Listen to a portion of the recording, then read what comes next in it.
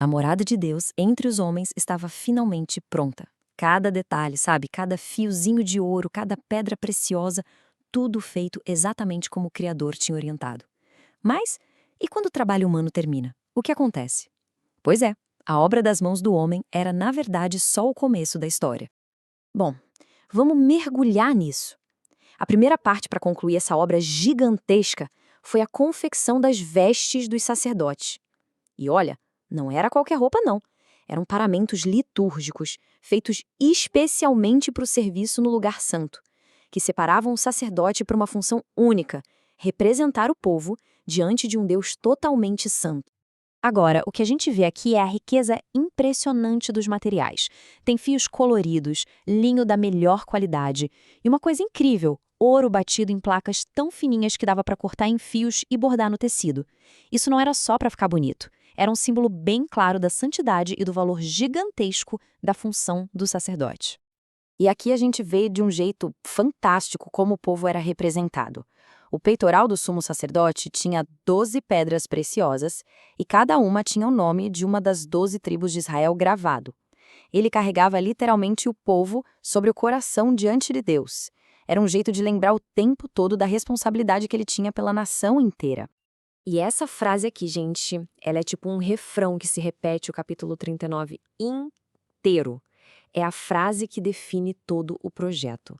Cada passo, desde o jeito de fazer o cinto até a forma de prender as pedras, tudo era feito com uma precisão absoluta.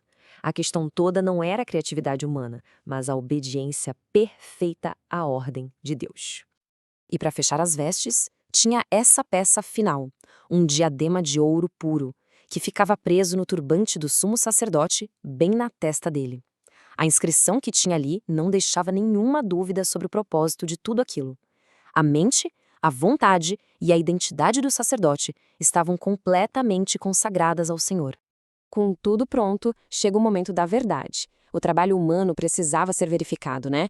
Então os israelitas trazem tudo o que eles fizeram para a inspeção da única pessoa que Deus tinha escolhido para isso, Moisés. Tenta imaginar a cena. Depois de meses de trabalho duro, de doações voluntárias, de um talento artesanal incrível, a obra estava completa. Cada cortina, cada utensílio, cada detalhezinho da estrutura, tudo finalizado. E aqui está o ponto central de tudo. A inspeção de Moisés não era para ver se estava bonito ou perfeito para os padrões humanos. Ele estava checando uma única coisa: se estava fiel à ordem de Deus. E a conclusão foi positiva. Eles fizeram tudo exatamente como foi ordenado. Essa bênção é como um carimbo de aprovado. Não é só um parabéns, bom trabalho, mas um reconhecimento divino através de Moisés, da obediência e da dedicação daquele povo. O esforço humano, quando está alinhado com a vontade de Deus, recebe a bênção. Beleza, obra aprovada, povo abençoado, e agora?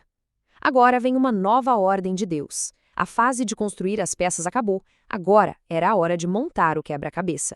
E mais uma vez, a instrução seria super específica e detalhada. Percebe a sequência? A montagem não era de qualquer jeito.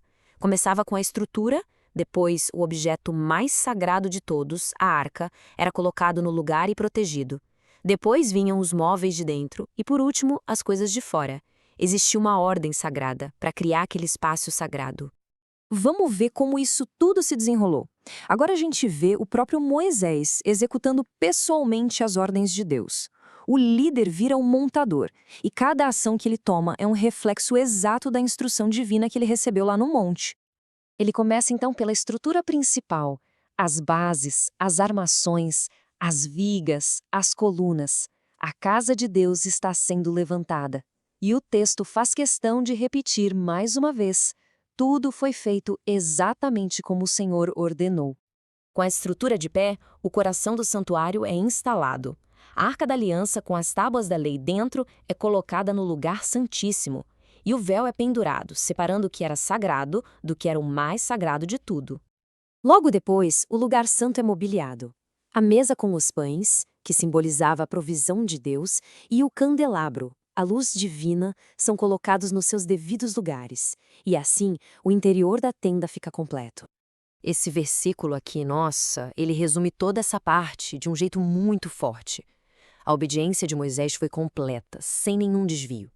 A obra humana, Desde o primeiro fio até o último prego, estava perfeitamente alinhada com o projeto divino. A preparação finalmente estava completa. E agora a gente chega no clímax de toda essa história. A parte humana acabou. O santuário está construído, montado, consagrado. A pergunta que fica no ar é: e agora? Qual vai ser a resposta de Deus? O povo fez a sua parte, Moisés fez a parte dele. Eles seguiram cada instrução à risca. A casa estava pronta. Mas será que o morador viria mesmo habitar nela?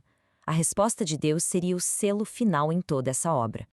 Que momento! A resposta de Deus não foi baixinha, não. Foi algo visível, poderoso. A nuvem, aquela mesma que já guiava o povo, agora desce e cobre a tenda, e a glória, a presença palpável de Deus, enche completamente aquele lugar. A santidade de Deus era tão intensa, tão esmagadora, que nem mesmo Moisés, que falava com Deus face a face, conseguia entrar. Isso mostra que o acesso a Deus acontece por iniciativa e graça dele. O homem prepara o lugar, mas é Deus quem santifica tudo com a sua presença. E essa presença gloriosa se torna, na prática, o guia da nação. A nuvem sobre o tabernáculo era o sinal. Se ela se movia, o povo se movia. Se ela parava, o povo acampava. A jornada de Israel pelo deserto seria, a partir daquele momento, visivelmente liderada por Deus. E assim, o ciclo se completa, né? Da obra humana, que nasceu em obediência, até a glória divina que preenche, habita e guia. O tabernáculo não era só uma estrutura, era a prova visível de que Deus desejava e de fato habitava no meio do seu povo. Esta é uma produção da Primeira Igreja Batista de Guarulhos, um ponto de encontro entre Jesus e o pecador. Se este estudo foi importante para você, inscreva-se em nosso canal, curta e deixe seu comentário.